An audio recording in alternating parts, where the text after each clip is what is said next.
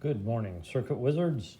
Let's look at using op amps, and we're looking specifically at the inverting op amp configuration this morning.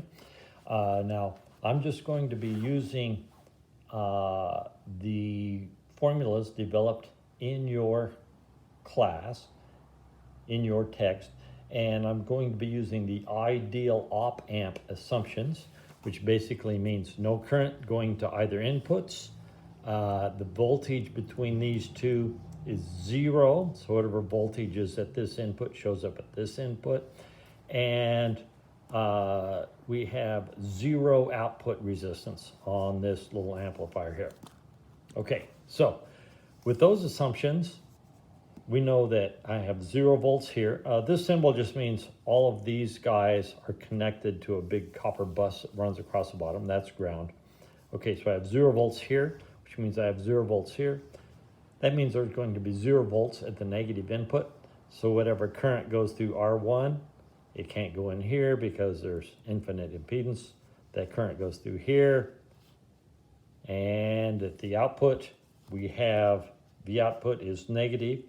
The V input times the feedback resistor over the input resistor, where the feedback resistor is this resistor and the input resistor is that one. This is developed in your text. You can go look at the development of it. I'm just going to show you how to use it. Let's start with a very simple example.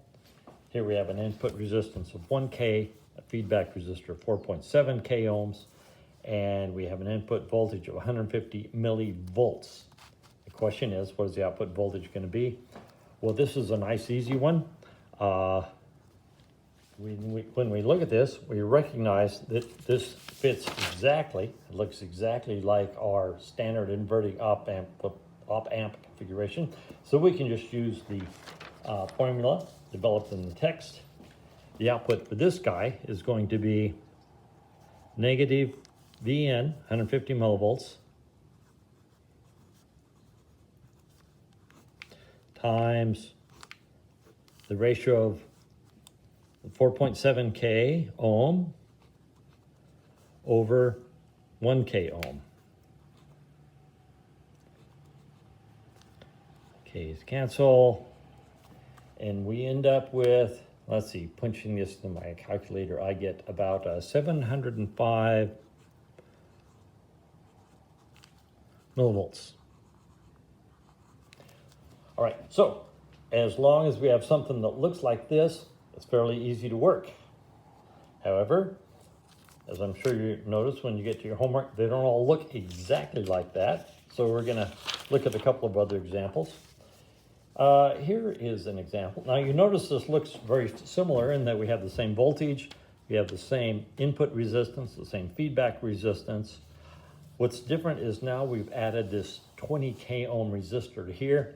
And now all of a sudden, it does not look like an inverting amplifier because that one just has the positive terminal connected to ground. Okay, here my positive terminal has this 2 K ohm resistor there. Well, what is that gonna do? Well, let's remember our assumptions. How much current is flowing in here? Let's call that I1.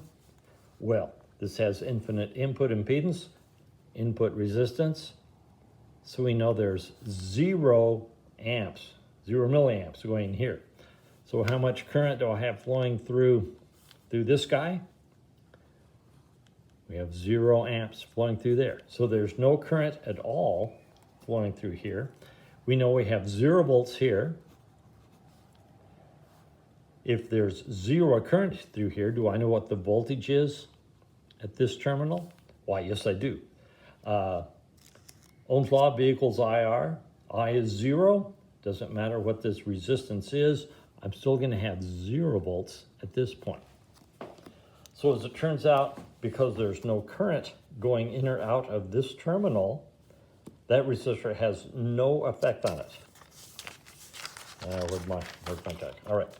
So in this case, we have 0 volts here. We have 0 volts there. From our assumptions, that's a 0. We know we have 0 volts here, and those are essential assumptions to make this formula work. Well, that assumption still holds here. I have 0 volts at this terminal. I must have 0 volts right there. Therefore, this resistor has no effect on it because I still have 0 volts here and here. I can still use the same formula. In this particular case, I had to check it out, but once I checked it out, I figured out this guy has no effect on it. So it is still negative 150 millivolts times the ratio of these two guys, 4.7 k ohms over 1 k ohm. And that's still the same number we just got, which was a negative. Did I forget to put my negative sign on that other example? I did. That's a negative. It's a negative 705 millivolts. Sorry about that, guys. That's going to be negative, still 705 millivolts. And if you're unsure about using this formula, you could use the ideal op-amp information. We have 150 volts over 1 k ohm. That's going to give us some amount of current flowing in here. Let's call that I2. That current can't go in here, so it has to go through there. I2. So if we have 0 volts here, and we now know that current flowing through here, you can figure out what V out's going to be, and there it is, 705 millivolts. Okay, so don't let a resistor here fool you because no current's going to go in or out of that guy. We're going to have some other next where other things are attached there, but for this one, we're through there. Okay. Ooh, hey, here's an exciting looking problem. Look at that. Now, you'll notice right off the bat that this does not look very much like our inverting opamp configuration, right? Up here, we just have a voltage supply in series with a resistor, and then that's attached to our opamp. Then here, I have all this garbage over here, and that goes into my opamp. Well, that is not a simple inverting amplifier. However, can we convert that to an inverting amplifier? So there's the trick. And let's think about this for a minute. What if I cut the circuit right here and replaced everything to the left of that with, guess what? Your old friend, a Thevenin equivalent. If I could find the Thevenin equivalent of this as seen by terminals A and B, then what would my circuit look like? Well, it would look like this. I would have R Thevenin and V Thevenin. There'd be my terminals A and B. And then I attach that to that guy. And what do we have? Hey, look at there.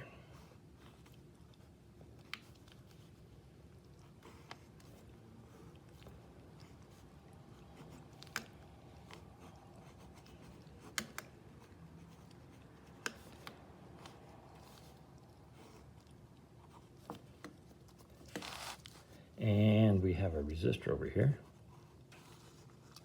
We got 2K, there we go. And in this case, we're actually interested in the current out, which is through that 2K, and I'm going to call this right here V out. So by using Thevenin's equivalent, I can convert all of that into this, and all of a sudden, we do have a simple one. So all I need to do is find the Thevenin equivalent of this mess as seen from the terminals A and B. All right, so this is going to take a little more work, but we can do that. What do I need? What do I have there? I have, well, let's not drop my pencil. Well, let's try this again.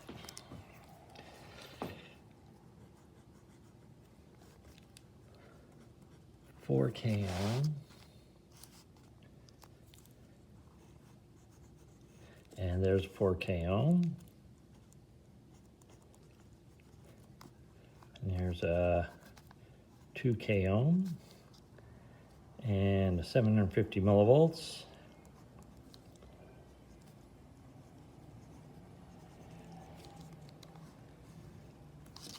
And I'm looking in here, and I need to find the Thevenin equivalent as seen from port A and B, looking in.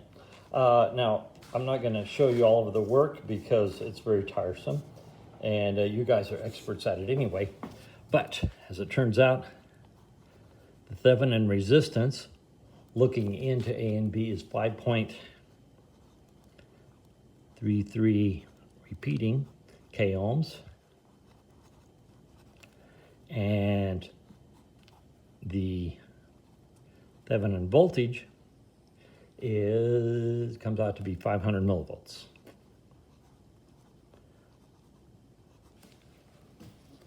And I'll give you a copy of that work here in a second.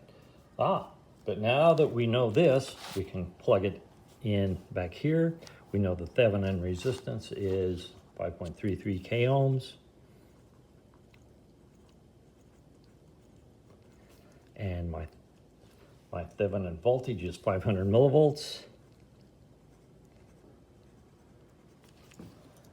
Now, because we're experts at Thevenin's equivalent, we've reduced an ugly and unpleasant problem to a simple problem we know how to work. We now know that V out is going to be minus 500 millivolts times 10K over 5.33K.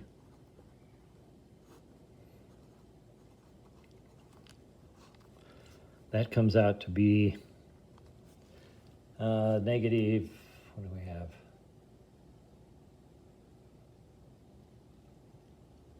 Hang on a second. Calculations, I get negative 938 millivolts. Now, what is my I out going to be?